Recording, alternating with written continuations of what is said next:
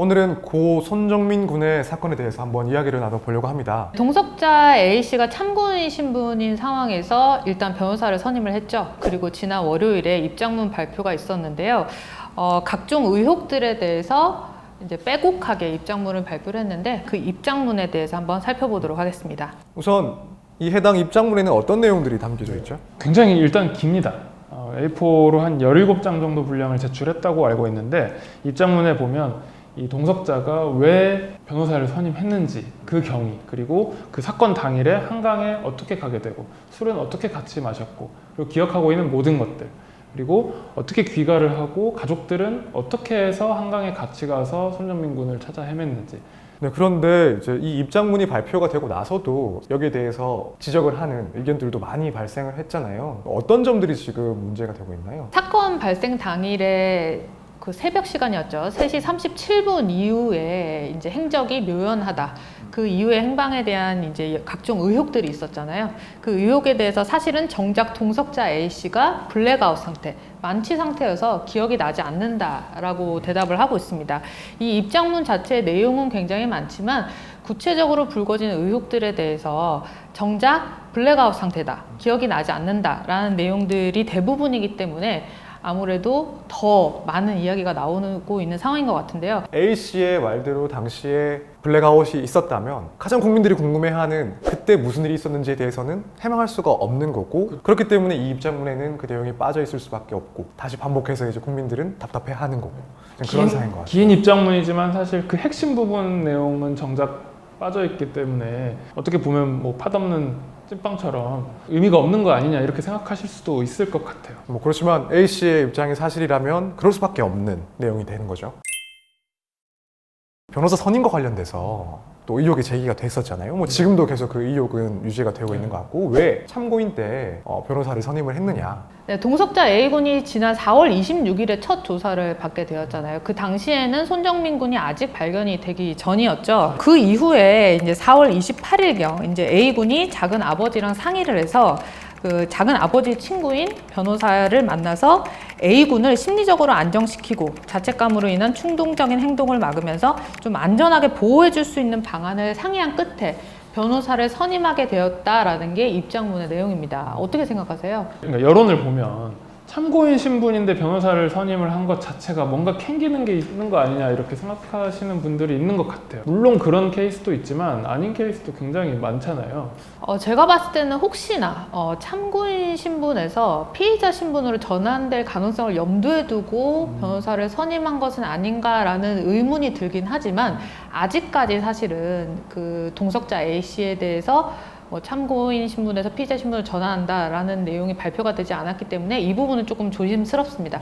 하지만 조금 이례적인 건 맞죠? 사실 저도 이제 참고인 신분의 의뢰인을 변호인으로서 뭐 같이 조사에도 동석하고 이런 적이 있었어요. 결국에는 여기서 말하는 것처럼 사실은 내가 의심을 받을 수도 있다라는 걱정을 할 수도 있는 상황이었고, 수사를 받게 되고 조사를 받게 되는 경우가 그렇게 일반적으로 흔한 경우는 아니잖아요. 그래서 아무래도 내가 참고인이라 하더라도 큰 사건에서 나가서 진술을 해야 된다라고 한다면 불안할 수 있을 것 같아요. 막연한 불안감이 있을 수 있을 것 같아요. 그래서 이 해명 자체가 뭔가 문제가 있다, 이상하다라고까지는 저는 그렇게는 생각이 안 들더라고요. 사실 일반인이 경찰서를 갈 일이 그렇게 많지가 않은데 한번 경찰서를 가게 되면 그 자체만으로도, 심지어 피해자가 고소를 하려고 할 때도 떨리고 불안한 힘들죠. 경우들이 많은데, 이 변호사가 꼭 나의 죄를 변호한다는 느낌보다는 형사 절차에서 옆에서 조력을 해주고 조언을 해주는 자문위원 정도로 생각을 하고 선임할 수도 있고요. 물론 이제 이게 이상하다라고 생각할 수도 있지만은 사실 또 한편으로는 이게 정말 뭔가 잘못을 저질렀을 것이다 라고 의심할 정도는 아닌 것 같습니다. 네. 이 사건에 대해서는 유독 굉장히 많은 국민들의 관심과 그리고 의혹 그리고 분노가 함께 섞여 있단 말이죠. 이 사건이 이렇게 주목받게 된 특별한 이유 뭐가 있을까요? 저는 아무래도 손정민 군이 실종 단계에서부터 기사가 났었죠. 친구랑 같이 술을 먹다가 친구가 실종이 되었다, 없어졌다라고 했을 때에 일반적인 행동 양상과는 조금 벗어난 행동을 많이 보였었죠. 예를 들어 자기가 신고 있던 신발을 버렸다. 그리고 옷까지 싹 갈아입은 상태로 자신의 부모와 함께 친구를 찾아 나섰다라는 여러 가지 행동들 때문에 아무래도 이 사건이 뭔가 사고가 아닌 사건이지 않나라고 주목을 받는 게 아닐까 싶습니다. 오히려 저는 이제 이 사건을 특별하게 보고 있는 게 아니라 기존에 우리가 실종 사건이나 이런 부분들에 대해서 사람들이 너무 관심이 없었던 건 아닐까 이런 생각이 들긴 해요. 마침 이 사건의 같은 경우에는 다행스럽게 초기에 사람들이 관심을 가질 수 있었고, 그래서 이후에 흘러가는 과정들에서 뭔가 이상한 점이 보이고 그럴수록 사람들이 더더욱 신경을 쓰고 가슴 아파하고 혹은 분노를 하고 이렇게 된 것 같아요. 그래서 다른 실종 사건들에 우리가 관심이 한편으로 너무 부족했던 것 같다 이런 생각이 들긴 하네요. 근데 경찰에서 어쨌든 수사 결과를 중간중간 발표를 했잖아요. 결국에는 가장 많은 정보는 수사기관에서 알 텐데 수사기관에서 뭐 어느 정도 발표를 하고 있는데도 여론이 사그라들지 않는 이유는 그건 뭘까요, 그러면? 제가 생각하기로는 비공개 수사가 원칙이다 보니까 모든 내용을 다 발표는 할 수 없고, 하지만 다른 의혹들이 계속 불거져 나온 상황에서 그냥 수사 결과를 기다려달라고 할 수가 없는 상황이기 때문에 핵심적인 부분만 발표를 하기 때문에 이런 상황이 발생을 한 것 같은데요. 어쨌든 수사가 지금 빨리 진척이 되고 있다고 하니까 저희는 좀 수사 결과를 좀 기다려봐야 될 것 같습니다.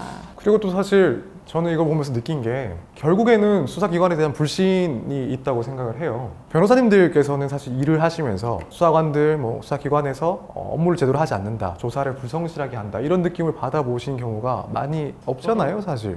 그쵸.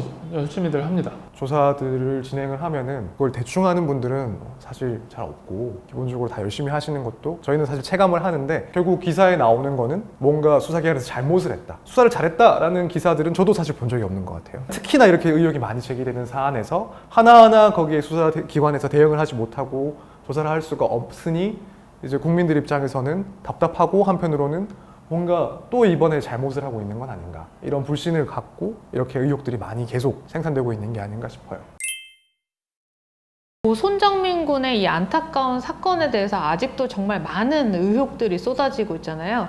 현 상황에서 이 사건을 어떻게 봐야 할까요? 일단 누구든지 의혹을 제기할 수 있고 의심을 할 수도 있습니다. 그리고 너무나 안타까운 사고이기 때문에 이 이제 책임을 소재를 명확하게 하고 싶은 심리가 분명히 존재하거든요. 증거들을 보고 양쪽 얘기를 모두 비교해가면서 그렇게 결론을 내려야지, 결론과 근거가 서로 뒤바뀐 논리가 되어서는 안 된다고 생각합니다. 현 상황에서 어떤 의견을 내는 건 여전히 조심스러운 상황이긴 합니다. 결과가 발표가 되지도 않았고 아직까지는 제기된 의혹들이 다 확인되지는 않았기 때문에, 만약에 이제 실제 우리의 의혹들이 사실이 아니라 그리고 A씨의 범행이 없었다는 결론이 나온다면 그때 가서 그 A씨가 다시 정상적인 생활을 할 수가 있을까? 워낙 많은 사람들이 의혹을 제기하고 비난을 해왔던 상황인지라 혹시라도 그 의혹들이 틀렸다면 그 누구도 사실은 책임지지 않는 결론이 될 수도 있다는 생각이 들었습니다. 지금 상황에서는 당연히 이 사건 너무나도 안타깝고 해소되지 않은 의문점들도 남아있지만 조금만 더 시간을 가지고 신중히 지켜보는 게 좋지 않을까, 이런 생각을 하고 있습니다. 저는 고 손정민 군 아버님의 말씀 중에 이 말씀이 좀 기억이 남아요. 결과가 어찌됐든 내 아들은 돌아오지 않는다 라는 말을 듣고 굉장히 많이 안타까웠습니다. 힘든 유가족의 심정, 그리고 이 안타까운 사건에 대해서 진실만큼은 좀 명확히 밝혀졌으면 하는 바람입니다. 지금까지 로이어랜드 이지은, 서정빈, 김지훈 변호사였습니다.